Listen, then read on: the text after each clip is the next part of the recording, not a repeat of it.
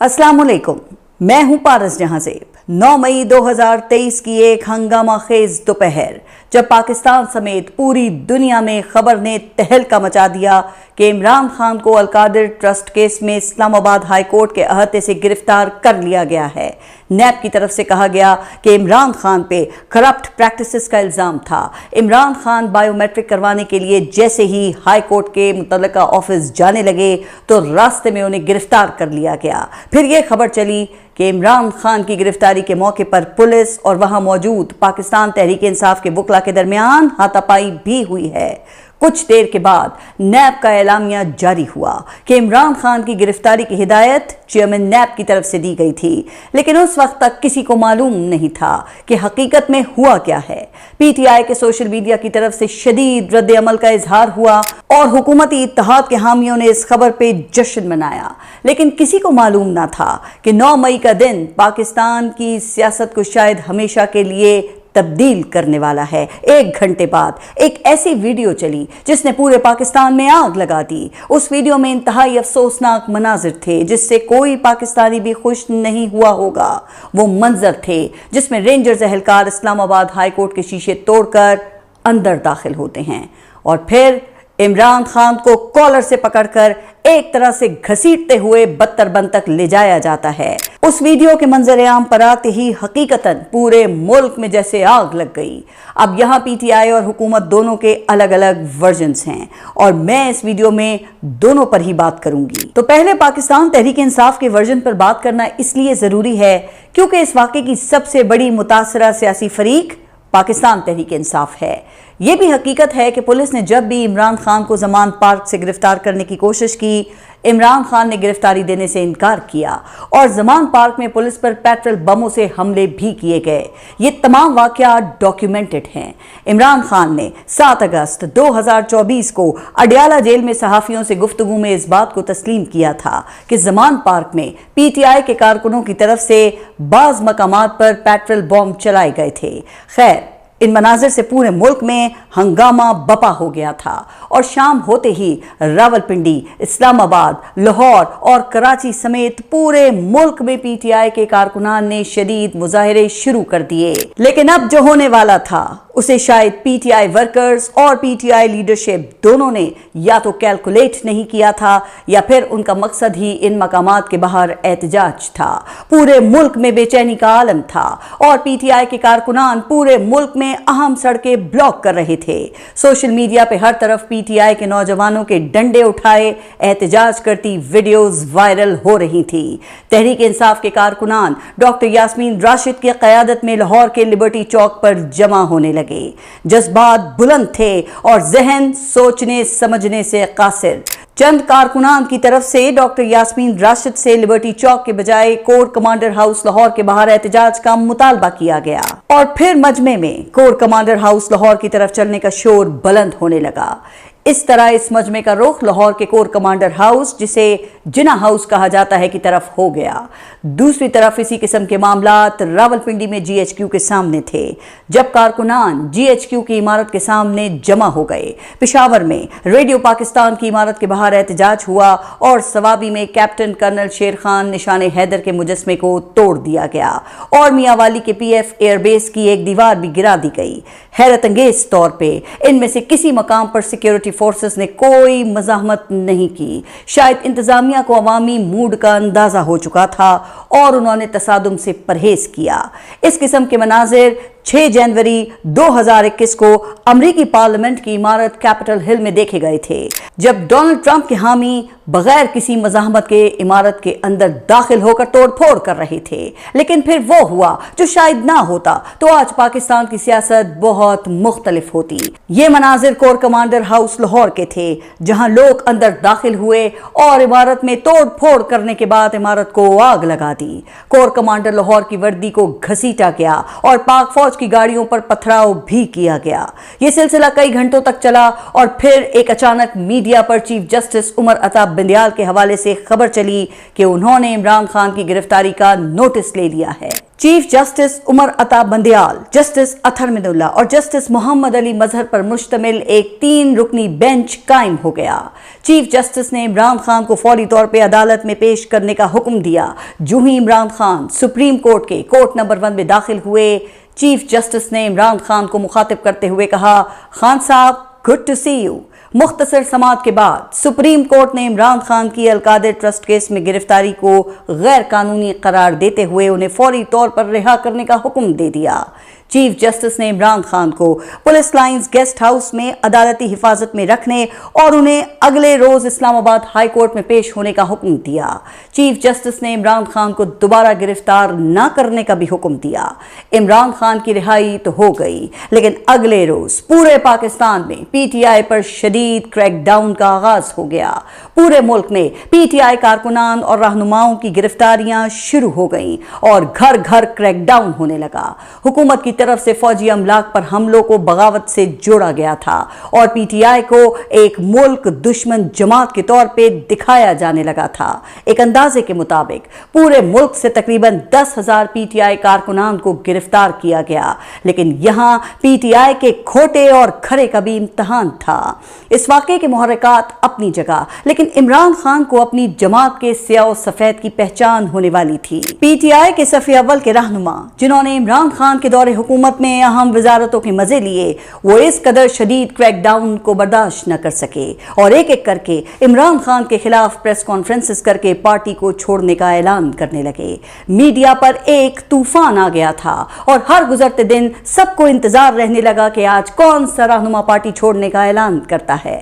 परवेज खटक, फारूक हबीब, Aamir Kiani, Fayazul Hasan Chauhan, doctor शीरी मजारी, मलिका बुखारी, जमशेद चीमा, मुसर्रत जमशेद चीमा, अली जैदी, इमरान इस्माइल, मुराद रास, खुसरो बख्तियार, गुलाम server Khan, Asad Umar, Ali Nawaz Awan, Shaukat तरीन, हुमायूं अख्तर, वासिक क़य्यूम अब्बासी समेत कई रहनुमा पार्टी का साथ छोड़ गए।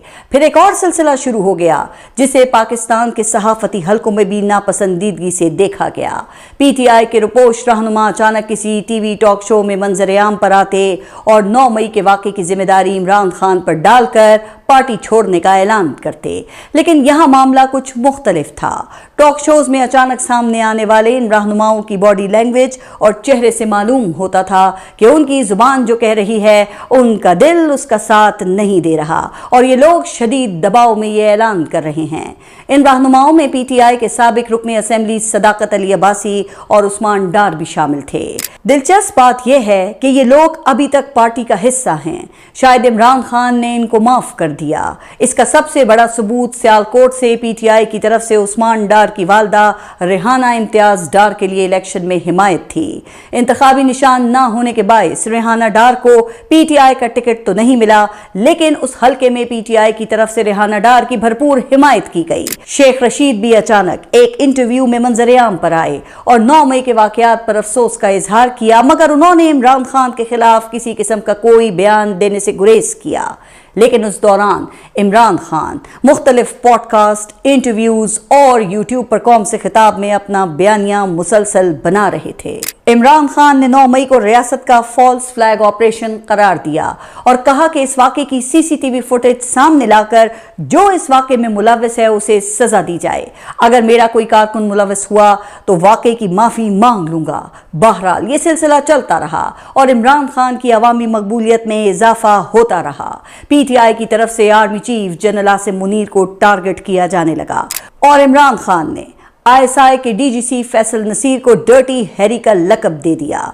उस वक्त तक सूरत हाल पॉइंट ऑफ नो रिटर्न तक पहुंच चुकी थी और साफ लग रहा था कि अब पीटीआई और एस्टेब्लिशमेंट के दरमियान किसी किस्म की मफाहमत के दरवाजे बंद हो चुके हैं। लिहाजा 5 अगस्त 2023 को इस्लामाबाद की डिस्ट्रिक्ट एंड सेशन कोर्ट के जज हुमायूं दिलावर ने तोशाखाना मुकदमे में इमरान खान को 3 साल कैद और 1 लाख रुपए जुर्माने की सजा सुनाते हुए उन्हें गिरफ्तार करने का हुक्म दे दिया और फिर उसी रोज इमरान खान को लाहौर जमान पार्क से गिरफ्तार गिरफ्तार करके अटक जेल में मुंतकिल कर दिया गया। उस वक्त तक पाकिस्तान तहरीक इंसाफ की कमर मुकम्मल तौर पे टूट चुकी थी, इसलिए मुल्क के किसी हिस्से में कोई बड़ा एहतजाज देखने को मिल न सका। इमरान खान का यूट्यूब तो खामोश हो गया था, लेकिन पाकिस्तान तहरीक इंसाफ का सोशल मीडिया और इमरान खान का एक्स अकाउंट उस वक्त भी जिंदा था। पीटीआई की तरफ से एस्टेब्लिशमेंट मुखालिफ बयानिए में शिद्दत आ गई। पाकिस्तान तहरीक इंसाफ और एस्टेब्लिशमेंट के दरमियान इल्जामात और जवाबी इल्जामात का सिलसिला चलता रहा। डॉक्टर यास्मीन राशिद, उमर सरफराज चीमा, एजाज चौधरी, शहरयार आफरीदी, अली मोहम्मद खान समेत कई रहनुमा गिरफ्तार हुए।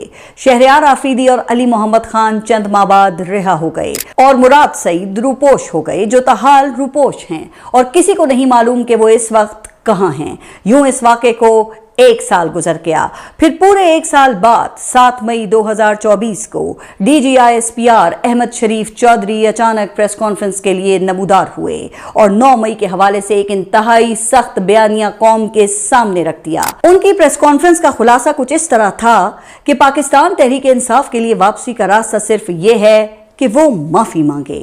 उनका कहना था कि जुडिशल कमीशन उस वक्त बनाया जाता है जब किसी वाक़े पर इबाम हो, और हमें कोई इबाम नहीं कि यह वाक़या पीटीआई की तरफ से बाकायदा मनसूबाबंदी से किया गया। जुडिशल कमीशन बनाना है तो 2014 के धरनों, पीटीवी और पार्लियामेंट पर हमले समेत तमाम मामलात पर बनाना होगा। अहमद शरीफ चौधरी ने मजीद कहा कि वो जुडिशल कमीशन ये भी देखे कि कैसे IMF को खतूत लिखे गए, बाहर फर्म्स के जरिए लॉबिंग की गई कि पाकिस्तान को दिवालिया होने दिया जाए, उसको कर्जा ना दिया जाए। पीटीआई की फंडिंग कहां से आ रही थी और कहां जा रही थी, इस बात का भी अहाता किया जाए। इसको भी देखा जाए कि वो लोग कौन थे जो सोशल मीडिया पर इदारों के खिलाफ नफरत फैला रहे थे। लेकिन इनकी पूरी प्रेस कॉन्फ्रेंस का क्रक्स इस एक जुमले में था, और वो ये कि इंतशारी टोले के लिए एक ही रास्ता है कि माफी मांगे, नफरत की सियासत छोड़ दे। यानी उन्होंने वाजे कर दिया था कि पीटीआई के पास इस गर्दाब से निकलने का एक ही वाहिद रास्ता है कि इमरान खान इस वाक़े की जिम्मेदारी कबूल करते हुए गैर मशरूत माफी मांग लें। यह एक तरह से एस्टेब्लिशमेंट का इमरान खान को पैगाम था कि वो 9 मई के मामले पर कोई समझौता करने को तैयार नहीं है। लेकिन इमरान खान अभी तक इस वाक़े को पीटीआई के खिलाफ एक बड़ी साजिश करार देते हुए जुडिशल कमीशन के क़याम का मुतालबा करते हैं। इस वाक़े के बाद एस्टेब्लिशमेंट के अंदर पीटीआई की जो थोड़ी बहुत हिमायत थी वो भी खत्म हो गई। एस्टेब्लिशमेंट और हुकूमत का ख्याल है कि 9 मई एक मुनज़्ज़म साजिश थी जो बाकायदा मनसूबाबंदी से की गई। इस साजिश का मकसद फौज के रैंक्स एंड फाइल में बगावत कराना, आर्मी चीफ के खिलाफ जूनियर अफसरान का एक कू करवाकर army chief general Asim Munir को ओहदे से हटाना था। ताकतवर हलकों में यह ख्याल किया जाता है कि पीटीआई के कारकुनान को फौजी अमलाक और आर्मी ऑफिसर्स की रिहाइश गाहों की लोकेशंस फराम की गई थी। पाकिस्तान की तारीख में पहली मरतबा किसी साबिक DGISI को गिरफ्तार करके उसका कोर्ट मार्शल किया गया और 14 साल कैद बामुशक्कत सुनाई गई।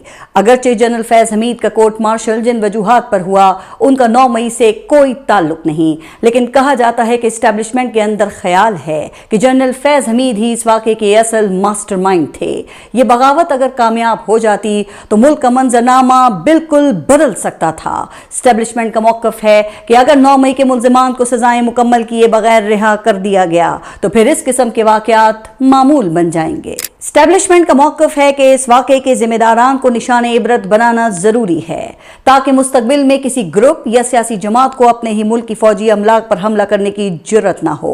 9 मई के कई मुकदमात में डॉक्टर यास्मीन राशिद, मियां महमूद रशीद, एजाज चौधरी, शिबली फराज, उमर अयूब, जरताज गुल, साहबजादा हामिद रजा, मलिक अहमद बच्चर और शेख रशीद के भतीजे शेख राशिद शफीक समेत कई रहनुमाओं को 10-10 साल कैद की सजाएं सुनाई जा चुकी हैं। इमरान खान पर 9 मई के 8 मुकदमात चल रहे हैं जिनमें वो जमानत पर हैं। पाकिस्तान तहरीक इंसाफ का मौक़िफ़ है कि हमारे कारकुनान के घरों पर रेड किए गए, चादर और चार दीवारी का तकद्दुस पामाल हुआ और इंसानी हुकूक की संगीन खिलाफवर्जियां की गईं। कई मकामात पर बगैर वारंट घरों में दाखिल होने, खवातीन और बुजुर्गों को हिरासा करने और घरेलू सामान की तलाशी लेने की शिकायत भी सामने आईं। इन कार्रवाइयों ने न सिर्फ मुतासरा खानदानों को जहनी अजियत में मुब्तला किया बल्कि माशरे में खौफ और बेचैनी की फजा भी पैदा कर दी। कहा जाता है कि इस वक्त भी पाकिस्तान तहरीक इंसाफ के हजारों कारकुनान जेलों में कैद हैं। इस वाक़े के बाद सबसे अहम और बड़ी तब्दीली अदालती और कानूनी मैदान में नजर आई। मुतअद्दिद अफराद के खिलाफ इंसदाद दहशतगर्दी के मुकदमात कायम किए गए और फौजी अदालतों में ट्रायल की बहस भी सामने आई। हुकूमत और एस्टेब्लिशमेंट में यह ख्याल मजबूत हो गया कि अदलिया की तरफ से PTI को मुसलसल रिलीफ दिया जा रहा है। इस मामले में सुप्रीम कोर्ट और इस्लामाबाद हाई कोर्ट के चंद जजेस खुसूसी हदफ थे।